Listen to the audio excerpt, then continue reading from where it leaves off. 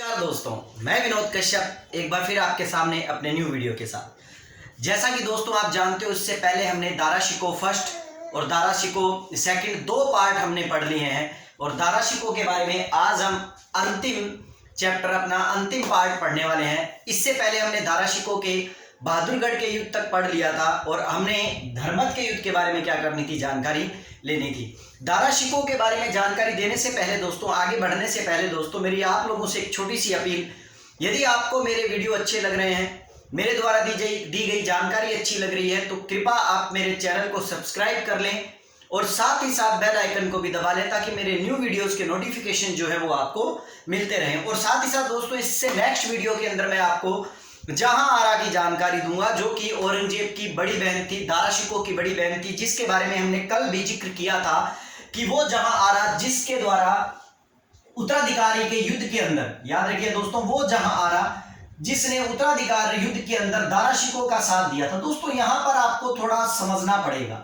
वो समझने वाली बात क्या है मैं थोड़ा आपको बता देता हूं, वो थोड़ी जानकारी आपको दे देता हूं। दोस्तों जहां आरा जो थी वो इस उत्तराधिकार में दारा शिकोह का साथ दे रही थी और रोशन आरा जो थी, याद रखिए दोस्तों, एक और बहन थी जिसका नाम था रोशन आरा, और रोशन आरा जो थी वो किसका साथ दे रही थी, औरंगजेब का साथ दे रही थी। और साथ ही साथ सबसे छोटी संतान जिसे पैदा करते हुए, ठीक है ना दोस्तों, याद रखिएगा, जिसको पैदा करते हुए मुमताज की मृत्यु हुई थी, जिसका नाम था गौहर खान, ये जो थी ये अपने भाई को, ठीक है ना, मुराद का साथ दे रही थी और मुराद के लिए क्या कर रही थी, जासूसी कर रही थी। यहां औरंगजेब की जासूस रोशन आरा थी और मुराद की जासूस जो थी वो कौन थी, गौहर आरा थी। गौहर आरा, सॉरी दोस्तों, गौहर आरा थी। ठीक है दोस्तों, ये याद रखिएगा। यहां पर आपको एक और इंपॉर्टेंट बात समझनी पड़ेगी दोस्तों, कि हम जिस धर्मत के युद्ध के बारे में जानकारी ले रहे हैं, उस धर्मत का युद्ध जो था वो अप्रैल 1658 के अंदर हुआ था। अप्रैल 1658 धर्मत नामक स्थान पर हुआ था। ये धर्मत नामक स्थान जो है वो उज्जैन में पड़ता है दोस्तों, सबसे बड़ी बात ये, और उज्जैन के करीब ही पड़ता है। इसीलिए उज्जैन के करीब पड़ता है तो औरंगजेब जिसने मुराद को अपनी तरफ कर लिया था, औरंगजेब और मुराद दोनों अपनी संयुक्त सेनाएं लेकर जो थे वो कहां आकर खड़े हो गए थे, धर्मत के स्थान पर। और इधर दारा शिकोह जो था, दारा शिकोह ने इस धर्मत के युद्ध को लड़ने के लिए, ठीक है दोस्तों, राजपूताना के, राजस्थान के एक महत्वपूर्ण शासक को भेजा जिसका नाम था जसवंत सिंह। दोस्तों ये वही जसवंत सिंह है जिसके लिए कहा जाता है कि जिसके मरने पर औरंगजेब ने कहा था आज कुफ्र का दरवाजा टूट गया। दोस्तों ये वही राजपूताना मारवाड़ के जसवंत सिंह है। दोस्तों जसवंत सिंह के साथ जो थे, उसके साथ इस युद्ध के अंदर मेन कमान संभालने वाले व्यक्ति जो थे उनका नाम था कासिम खां। दोस्तों कासिम खां और जसवंत सिंह जो थे वो दारा शिकोह की तरफ से इस युद्ध के अंदर लड़ रहे थे। लेकिन यहां पर आपको यह भी याद रखना पड़ेगा दोस्तों कि राजपूताना के अंतर्गत केवल जसवंत सिंह ही एक सेना लेकर इस युद्ध के मैदान में नहीं आए थे, बल्कि इसके अलावा जसवंत सिंह के साथ कुछ अन्य मित्र भी थे, अन्य राजपूताना शासक भी थे। लेकिन मुख्य रूप में हम इनके बारे में ही जानकारी लेंगे। यहां पर दोस्तों ये युद्ध शुरू होता है और ये युद्ध अप्रैल 1658 के अंदर औरंगजेब और मुराद के द्वारा क्या कर लिया जाता है, जीत लिया जाता है। और इस युद्ध मैदान के अंदर जसवंत सिंह जो है वो यहां से निकल जाते हैं और निकल कर मारवाड़ चले जाते हैं। मारवाड़ जैसे ही वो जाते हैं, जोधपुर जैसे ही वो जाते हैं और अपने किले का दरवाजा खटखटाते हैं, तो महाराजा जसवंत सिंह जब ये कहते हैं कि मैं जसवंत सिंह किले का दरवाजा खोलिए, तो वहां पर जसवंत सिंह की रानी जो होती है जिसका नाम जसवंत दे होता है दोस्तों, वो पूछती है कि आप जसवंत सिंह पहले ये बताइए कि युद्ध का क्या हाल है। तो उन्होंने कहा मैं तो युद्ध से भाग कर आ गया हूं। तो जसवंत दे कहती है कि आप जसवंत सिंह नहीं हो सकते। क्यों? क्योंकि राजपूतों के अंदर एक नियम है कि यदि आप युद्ध के अंदर केसरिया बांध कर जाते हो, युद्ध लड़ने के लिए जाते हो, तो या तो युद्ध मैदान में आप वीर गति को प्राप्त होगे और या फिर युद्ध को क्या करके आओगे, जीत कर आओगे। और आप भाग कर आए हो, इसलिए आपको इस जगह पर किसी प्रकार का कोई क्या नहीं है, स्थान नहीं है, इसलिए आप लौट जाइए। और कहते हैं कि इतिहास के पन्नों में ये बात जो है वो बड़ी महत्वपूर्ण बन जाती है कि किस तरह जसवंत सिंह की रानी जसवंत दे ने जसवंत सिंह के लिए जब धर्मत के मैदान से वो भाग कर वापिस आ गए थे और वहां पर उन्होंने उसके लिए गेट नहीं खोले थे। ये बड़ी ही इंपॉर्टेंट घटना हमारे को इतिहास के अंदर सुनने को मिलती है, याद रखिए दोस्तों। यहां पर धर्मत का युद्ध के अंदर औरंगजेब और मुराद जीत चुके थे। दारा शिकोह का एक पक्ष जो था वो हार चुका था और इस तरह दारा शिकोह जो था वो ये सोचने लग गया था कि कहीं ना कहीं अब मुझे क्या करना पड़ेगा, खुद जाकर क्या करना पड़ेगा, औरंगजेब का सामना करना पड़ेगा। और इसीलिए अगले अभियान में खुद दारा शिकोह आया, जिस युद्ध को क्या कहा जाता है, सामूगढ़ का युद्ध कहा जाता है। दोस्तों ये सामूगढ़ नामक स्थान जो है ये आगरा के बिल्कुल करीब पड़ता है, आगरा के बिल्कुल करीब पड़ता है। और ये युद्ध भी जो था वो किसके मध्य हुआ, औरंगजेब वर्सेस दारा शिकोह। और औरंगजेब के साथ इस युद्ध में भी कौन था, मुराद की सम्मिलित सेना थी और एक साइड में कौन था, दारा शिकोह था। दोस्तों ये युद्ध जो है, सामूगढ़ का जो युद्ध है, बड़ी तेजी से लड़े जा रहे हैं युद्ध और लगातार उत्तराधिकार का जो है फैसला होने वाला है। और 8 जून और 1658 को यह युद्ध लड़ा गया। दोस्तों किस तरह बहादुरपुर के युद्ध के साथ, जो कि फरवरी में लड़ा गया, फरवरी के बाद अप्रैल में लड़ा गया, अप्रैल के बाद जून में लड़ा गया और जून तक तो आते आते जून के बाद 8 जून के बाद सामूगढ़ का जो युद्ध 1858 के अंदर लड़ा गया था, उसके बाद देवराई का युद्ध लड़ा गया। दोस्तों ये युद्ध जो है वो लगातार युद्ध लड़ते जा रहे हैं और इन्हीं युद्धों के अंदर दारा शिकोह परास्त होता जा रहा है। और इस युद्ध के अंदर भी हाल ये हुआ कि दारा शिकोह जो है वो औरंगजेब और मुराद की सम्मिलित सेना से क्या हो गया, हार गया। यहां पर आपको एक और इंपॉर्टेंट बात याद रखनी पड़ेगी दोस्तों कि दारा शिकोह जो है, दारा शिकोह का एक सेनापति था जिसका नाम था रुस्तम खां। दोस्तों रुस्तम खां दारा शिकोह का जो सेनापति था वो इसी सामूगढ़ के युद्ध के अंदर बुरी तरह क्या हो गया था, घायल हो गया था और वीरगति को क्या हो गया था, प्राप्त हो गया था। और सामूगढ़ के युद्ध का अंजाम यह रहा कि दारा शिकोह हार गया और औरंगजेब और मुराद की सम्मिलित सेना जीत गई। और इस तरह औरंगजेब का अधिकार जो है वो किस क्षेत्र पर हो गया, आगरा के क्षेत्र पर हो गया। और जैसे ही आगरा के क्षेत्र पर उसका अधिकार हुआ तो दोस्तों जिस तरह मुराद जो एक दूध में एक मक्खी के समान था और औरंगजेब को इस बात का पता लग गया था कि अब मुझे दूध पीना है और इसीलिए उसने उस मक्खी को बाहर निकाल फेंका, अर्थात मुराद की क्या कर दी, हत्या कर दी। और इस तरह एक अकेला स्वयं आगरा का बादशाह बनकर आया जिसका नाम था औरंगजेब। यहां पर दोस्तों अब दारा शिकोह के सामने कोई और चारा नहीं रहा था। दारा शिकोह दोबारा अपनी सेनाओं को एकत्रित करने लगा, औरंगजेब के खिलाफ जो है वो अपने एक अभियान को अंजाम देने लगा और यही अंजाम देते हुए एक युद्ध लड़ा गया जिस युद्ध को क्या कहा जाता है, देवराई का युद्ध या दोराई का युद्ध। ये देवराई या दोराई नामक स्थान जो है दोस्तों ये अजमेर में पड़ता है। और इस युद्ध को, ये युद्ध जो था देवराई या दोराई का युद्ध, ये युद्ध जो था ये अंतिम निर्णायक युद्ध था, जो युद्ध भी किसके मध्य हुआ, औरंगजेब व दारा शिकोह के मध्य हुआ। याद रखिए दोस्तों ये युद्ध भी जो था औरंगजेब और किसके मध्य हुआ, दारा शिकोह के मध्य हुआ। और इस युद्ध का भी परिणाम ये निकला कि इस युद्ध में कौन जीता, औरंगजेब जीता। लेकिन यहां पर आपको ये समझना पड़ेगा दोस्तों कि ये युद्ध जो था ये मार्च 1659 के अंदर लड़ा गया था और इस युद्ध के अंदर औरंगजेब जीता। यहां पर आपको ये चीज बड़ी अच्छी तरह समझनी चाहिए दोस्तों कि युद्ध के बाद आपके औरंगजेब के हाथों हाथ दारा शिकोह नहीं लगा था। दोस्तों यहां औरंगजेब के साथ हाथों हाथ दारा शिकोह नहीं लगा था। कहते हैं कि युद्ध के बाद दारा शिकोह जो युद्ध अजमेर में लड़ा जा रहा था, यहां पर आपको समझना है दोस्तों थोड़ा सा और ढंग से समझिए कि जो युद्ध अजमेर में लड़ा जा रहा था, इस अजमेर के क्षेत्र से दारा शिकोह भागा और भाग कर वो कहां आ गया, नागौर आ गया। दोस्तों याद रखिएगा, भाग कर वो कहां आ गया, नागौर आ गया। और नागौर से भाग कर वो कहां चला गया, गुजरात चला गया। और गुजरात के बाद दारा शिकोह भाग कर किधर की ओर निकल गया, सिंध प्रांत की ओर निकल गया, सिंध की ओर चला गया। और कहते हैं इस तरह दारा शिकोह इस युद्ध के अंदर पराजित होने के बाद यहां से भाग निकला सिंध की ओर।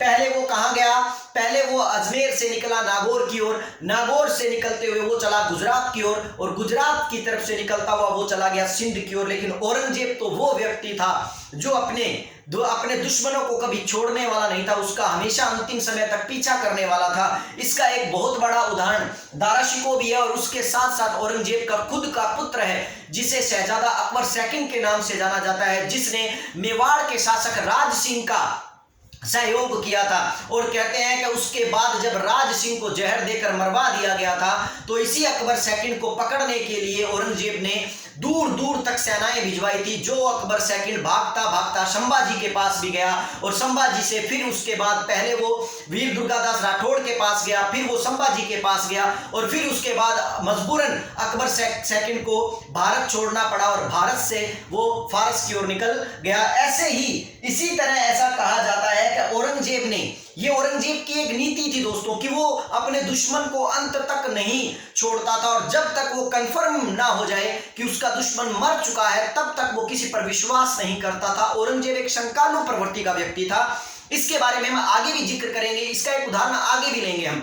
यहां मैं जो बता रहा हूं दोस्तों कि अब औरंगजेब जो था, औरंगजेब ने दारा के पीछे अनेक लोगों को लगाया, जिनमें सबसे इंपॉर्टेंट जो व्यक्ति था वो व्यक्ति था आमेर का शासक, ठीक है ना, मिर्जा राजा जयसिंह। याद रखिएगा दोस्तों, आमेर का शासक मिर्जा राजा जयसिंह जो था वो सबसे इंपॉर्टेंट व्यक्ति था जिसको दारा शिकोह के पीछे लगाया गया था, दारा शिकोह को पकड़ने के लिए लगाया गया था। और कहते हैं कि दारा शिकोह का पीछा करते हुए इतना लंबा, इतना मतलब बना लंबा उसने रास्ता तय किया, इतने लंबे समय तक उसका पीछा किया कि मिर्जा राजा जयसिंह ने अपने 75% घोड़े जो थे वो खो चुके थे, वो खो दिए थे, अर्थात वो मर गए थे। अर्थात इसका मतलब समझ सकते हो कि औरंगजेब दारा शिकोह को पकड़ने के लिए कितना आतुर है दोस्तों, और साथ ही साथ अपने दुश्मन का नाश करने के लिए कितना आती है। लेकिन कहते हैं ना कि बकरे की मां कब तक खैर बनाएगी, एक ना एक दिन तो कसाई के नीचे आएगी। और यही हुआ दोस्तों, वो दारा शिकोह जिसे एक उदारवादी प्रवृत्ति के रूप में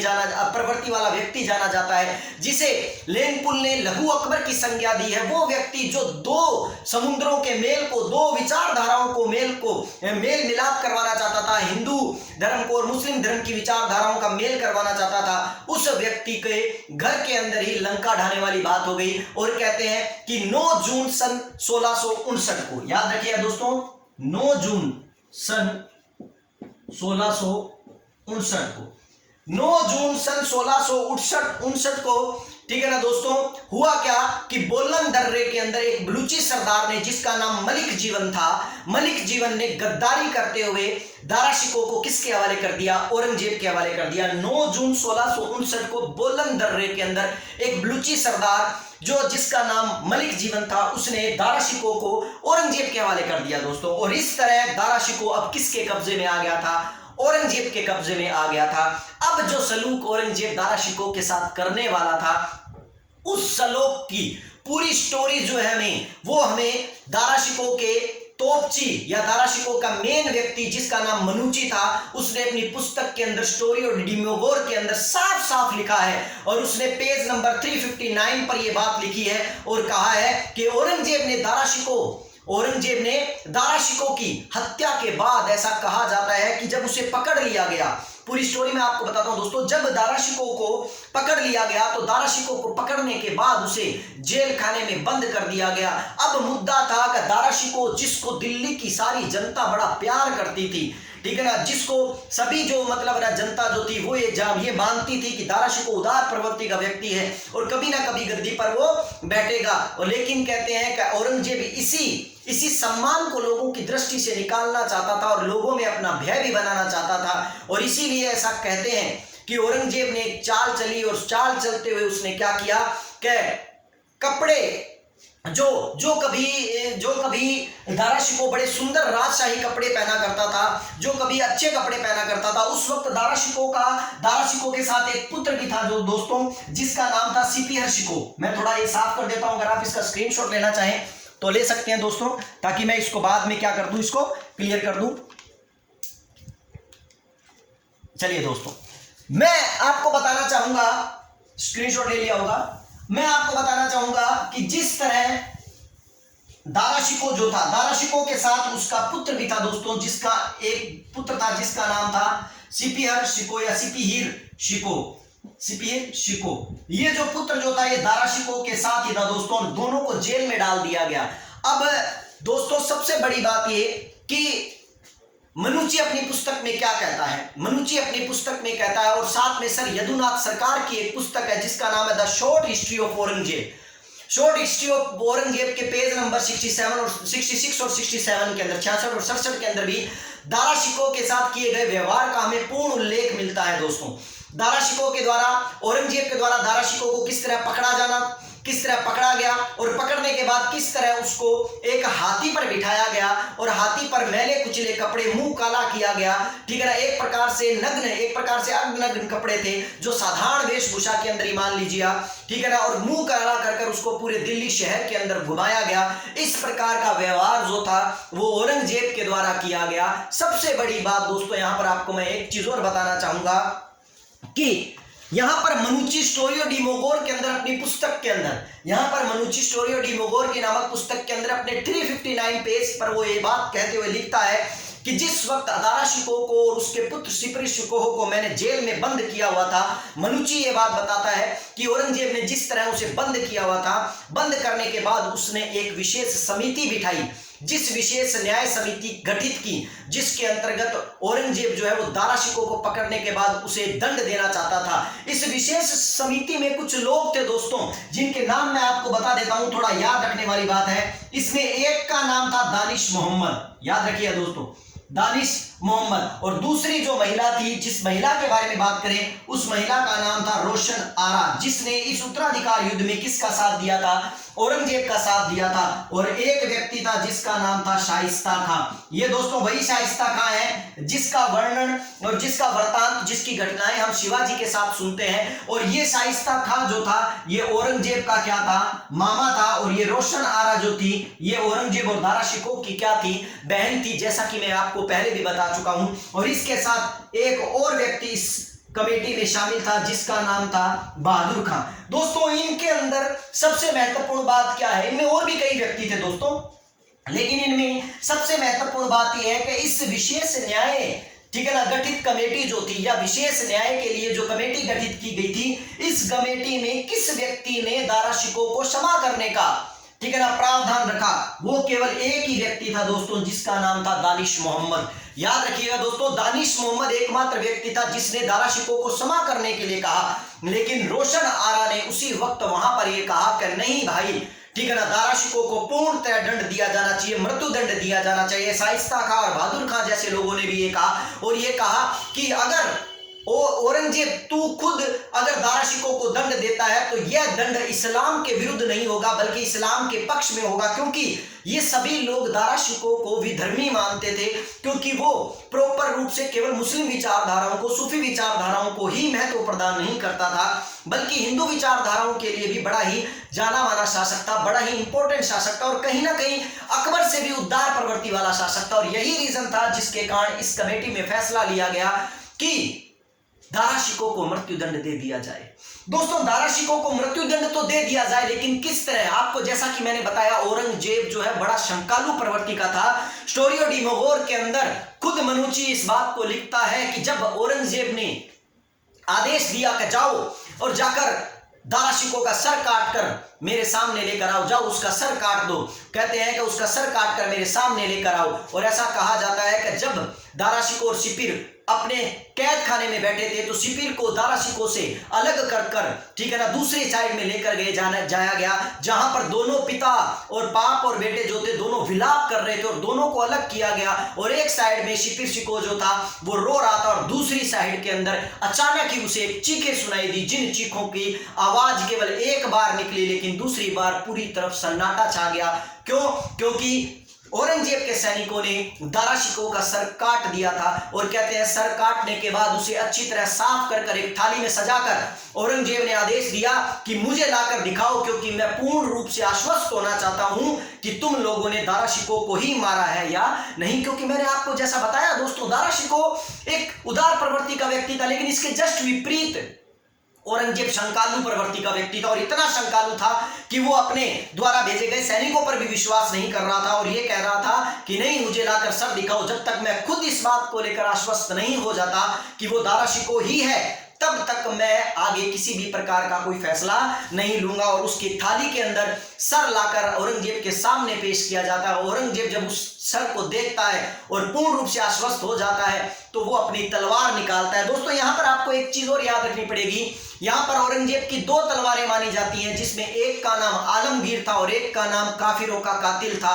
कहते हैं औरंगजेब अपनी तलवार निकालता है, और तलवार निकालने के बाद 3 बार और औरंगजेब जो है वो क्या करता है, तलवार के वार दारा शिकोह के सर पर करता है और लात मारता है। और लात मारने के बाद अपने सैनिकों को आदेश देता है कि इस सर को एक डब्बे में पैक किया जाए, एक गिफ्ट के रूप में, उपहार के रूप में पैक किया जाए और पैक कर कर आगरा के उस शाह बुर्ज में लेकर जाया जाए, शाहजहां बुर्ज में लेकर जाया जाए, जहां पर शाहजहां को कैद किया गया है। और उसी शाहजहां को जब वो शाम का खाना खा रहा हो तो उसे ये उपहार स्वरूप क्या किया जाए, ये बॉक्स दिया जाए। और होता भी दोस्तों ऐसा ही है कि स्टोरी के अंदर जो स्टोरियो डी मोगोर जो है वो ये कहता है कि जिस वक्त मनुची कहता है कि जिस वक्त शाम के खाने के रूप में बादशाह जो कि पहले शाहजहां था, शाहजहां खाना खाने बैठता है तो उसी वक्त उसका औरंगजेब का सैनिक आता है और वो कहता है कि महाराज, ठीक है ना, शाहजहां, ठीक है ना, आपको अभी भी औरंगजेब याद करता है, वो भूला नहीं है और इसीलिए वो आज आपको,